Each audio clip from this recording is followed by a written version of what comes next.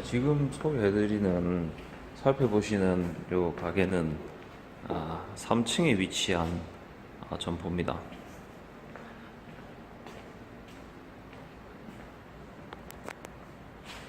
예전에는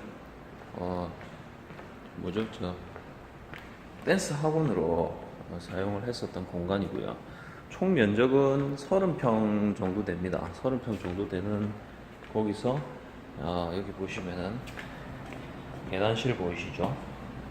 계단실과 화장실 공간, 여기 화장실, 그리고 화장실 뒤편에는 이렇게 룸을 조그맣게 만들어 놨는데 저거는 뭔가요? 순간온수기네요. 이렇게 만들어져 있고요. 계단실을 포함한 면적이 건축물 대장상의 면적입니다. 그래서 우리가 그 상가를 알아보실 때 좀 꼼꼼하게 알아보셔야 되는 것 중에 하나는 뭐냐면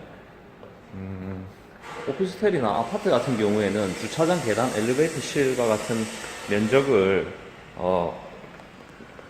별도로 건축물 대장상에 기재를 해 놓습니다. 별도로 기재를 해 놓기 때문에 전용 면적으로만 실제 면적을 산정하면 되지만, 이런 상가 건물 같은 경우에는 그러한 공간들이 다 분리가 되지 않고 건축물 대장상의 하나의 층으로 면적으로 기재가 됩니다. 예를 들어 99제곱미터라고 되어 있으면 나누기 3.3을 하게 되면 약 30평 정도 됩니다. 그런데 그 30평 안에 뭐 이런 작은 공간, 그리고 계단 부분, 자, 계단을 내려가는 요 부분과 요 부분, 그리고 이 공간 모두 한 층 면적에 포함이 됩니다.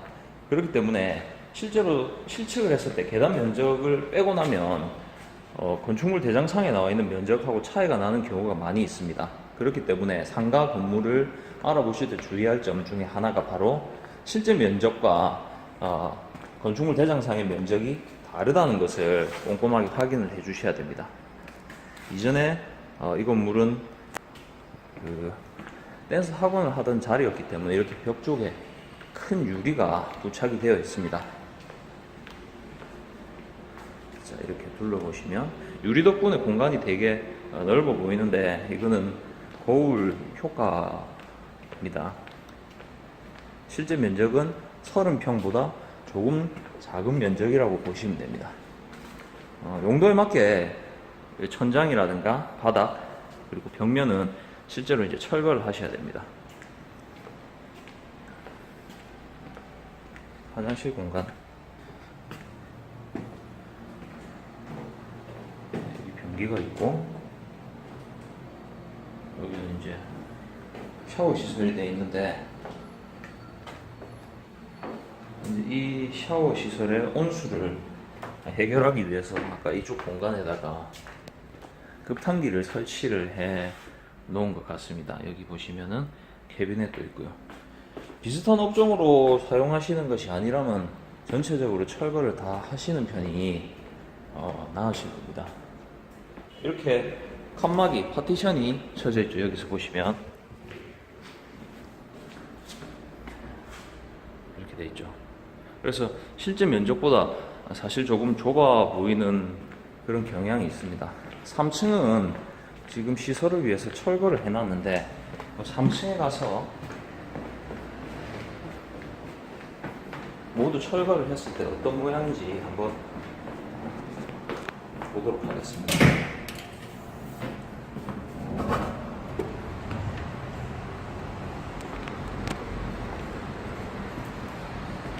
지금 보시면 이런 공간이죠. 아까 위에서 보던 공간하고는 차이가 많이 나죠. 이런 공간입니다. 층고는 약 3m 정도 돼 보이고요. 아까 전에 여기는 요 기둥 보이시죠? 요 기둥은 기둥 모양으로 그냥 두기가 그래서 네모나게 목공을 쳐서 기둥처럼 이렇게 유리를 다 돌려놨다는 것을 우리가 알 수가 있습니다. 마찬가지로 이쪽 화장실 공간하고 이렇게 돼 있죠. 여기는 지금 약간 목공을 해서 위쪽으로 살짝 올려놨네요.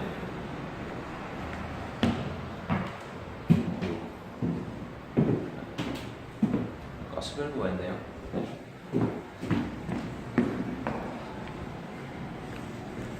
다시 전체적으로 3층 철거된 모습을 보여드리면서 위에 층을 이렇게 어느 정도 가늠하시면 될 것 같습니다. 천장에 이렇게 툭 튀어나와 있는 거 보라고 합니다. 보.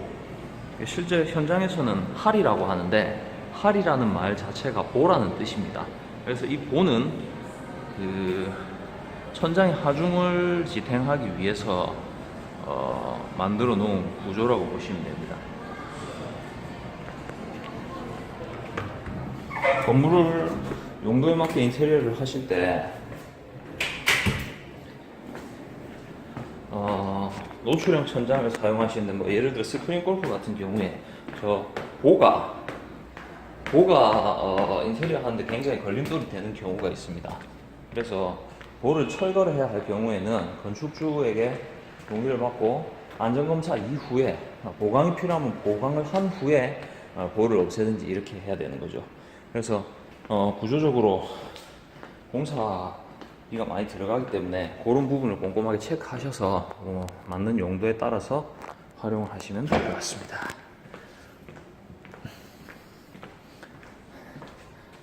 지하에서 보던 거하고 저 3층에서 보던 거하고 모양이 많이 다르죠. 아까 이 공간 어디를 가도 제 모습이 보이네요. 원래는 여기 그게 있었죠. 저 기둥이 있었습니다. 동그란 기둥이 있었는데 이 기둥을 이렇게 네모나게 목공을 해서 둘러싼 거죠.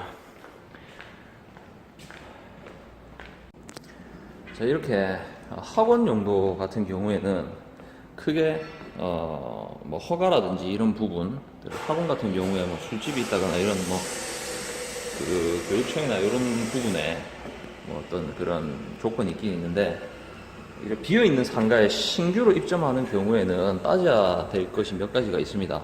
첫 번째로 이제 일반 음식점이 들어갈 때, 첫 번째 일반 음식점을 여기에 창업을 하려고 한다면 가장 먼저 따져봐야 될 것이 여기에 허가가 나느냐라는 것이죠. 허가가 과연 이 공간에서 나느냐. 그 전에 먼저 확인해야 될 것은 구청 환경위생과에 전화를 해서 이 건물 2층에 음식점 허가가 살아있는지 아니면 아무것도 없는지 여부를 확인을 해 보셔야 됩니다. 만약에 이 공간에 음식점 허가가 살아있을 경우에는 그 허가를 없애야만이 음식점 허가를 낼 수가 있다는 것이죠. 만약에 음식점 허가가 살아있는데 이중으로 낼 수는 없습니다. 만약에 허가가 살아있다면. 그러면 어떻게 되느냐?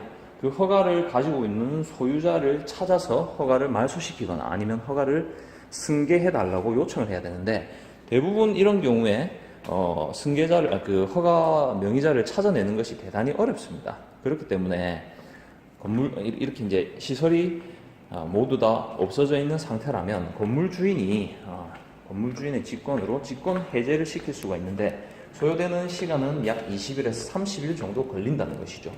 빈가게라고 해서 중개를 하고 나서 허가가 납니다라고 얘기를 했는데, 만약에 음식점 허가가 살아있다. 그런데 그 전 명의자를 찾지 못한다. 그러면 최소한 시간이 20일 정도 소요가 되기 때문에 그 사이에 어떤 월세라든지 아니면 그 시간만큼 예상치 못한 어떤 그런 부분들이 발생할 수 있기 때문에, 아무것도 없는 공간에 신규로 음식점 허가를 내려고 한다면 가장 먼저 확인해야 될 것이 구청에 전화를 해서 해당 번지에 있는 건물, 해당 층에 음식점 허가가 살아있는지 죽어있는지, 그러니까 죽어있는지가 아니고 없는지, 그것부터 확인을 하셔야 됩니다.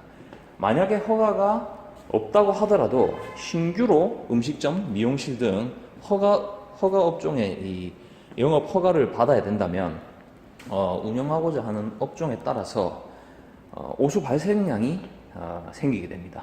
그래서 그런 오수 발생량이 생길 경우에 건설과에서는 기준 톤수 10톤씩 이렇게 해서 원인자 부담금이라는 것을 부과하게 됩니다. 예를 들어 아무런 생각 없이 중개 사무소를 통해서 가게를 계약하고 허가를 내려고 하는데 막상 허가를 내려고 하니까 오수 발생량이 10톤을 초과해서 그 초과분만큼 원인자 부담금을 내야 되는데, 이게 되게 비쌉니다. 1톤당 약 한 정확하게 기억은 안 나는데 어쨌든 간에 한 400만 원 정도를 원인자 부담금으로 이렇게 내셨던 분을 제가 최근에 만나봤거든요. 그래서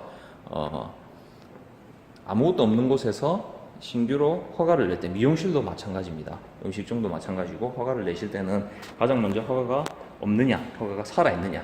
만약에 허가가 없으면 구청을 직접 방문을 해서, 전화상으로는 잘 안 알려주더라고요. 방문을 해서 오수 발생량이 얼마나 되고, 그 오수 발생량에 따라서 건설가에 문의를 해서 원인자 부담금이 발생을 하는지 하지 않는지, 그리고 발생을 한다면 얼마 정도의 원인자 부담금이 발생을 하는지를 반드시 체크를 해야 나중에 탈이 없겠죠.